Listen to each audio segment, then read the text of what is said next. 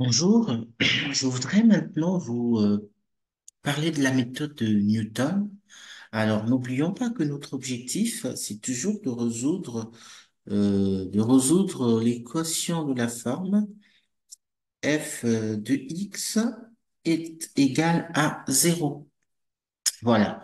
Donc ici, par exemple, on a une courbe, donc on va essayer de pouvoir trouver une solution qui est proche de la valeur de alpha ici, en utilisant la méthode de Newton. Alors, comment ça se passe? Comment ça marche cette méthode de Newton? Donc, le plus simplement possible, c'est que on prend par exemple un x0 ici, voilà, qui est pas très loin de de la valeur qu'on est censé trouver, mais de façon générale, on ne connaît pas cette valeur. Donc, je prends le x0 et là, j'ai mon f de x0. Ce qui se passe, c'est que une fois que j'ai ça, je vais construire, je vais construire une tangente en ce point. Là, je prends ma tangente ici. Là, je prends la tangente. Et en ce point, donc l'intersection de la tangente avec l'axe des abscisses, c'est celui-là que je vais noter par x1. Et là, sur la courbe, j'ai f de x1. Pareil, ici aussi, je vais construire donc ma tangente en ce point.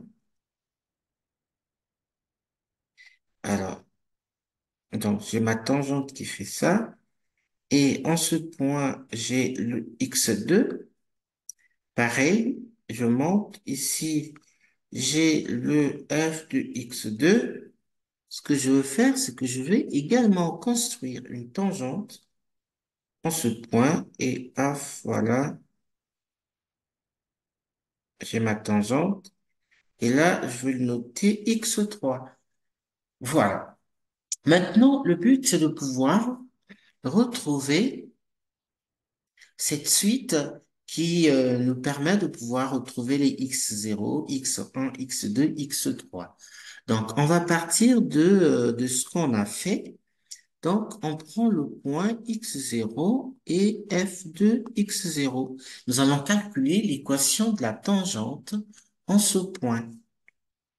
Donc, l'équation de la tangente, si vous vous rappelez, c'est y est égal à f' de x0, facteur de x moins x0, plus f de x0. Alors ici, on va supposer que f' de x0 est différent de 0. Donc, voilà ce qu'on obtient. Alors, pour trouver le premier point, donc si vous regardez le premier point, donc le x1, c'est l'intersection de la tangente avec l'axe des abscisses. Or, vous savez que l'axe des abscisses, c'est la droite d'équation y égale à 0. Donc, si je pose y égale à 0, qu'est-ce que j'obtiens? F' de x0, facteur de x1 moins x0, puisque c'est l'intersection, voilà, plus f de x0, donc j'ai 0 égale à ça. Donc du coup, j'obtiens, je vais ramener le f' de x0, le f de x0 de l'autre côté. Ce que j'obtiens, c'est que f' de x0, facteur de x1 moins x0, est égal à moins f de x0. Donc, étant donné que j'ai supposé que le f' de x0 est différent de 0, ça veut dire que je peux diviser ici. Donc, si je divise, j'aurai, donc, ça c'est équivalent à dire que x1 moins x0, c'est égal à moins f de x0 sur f' de x0.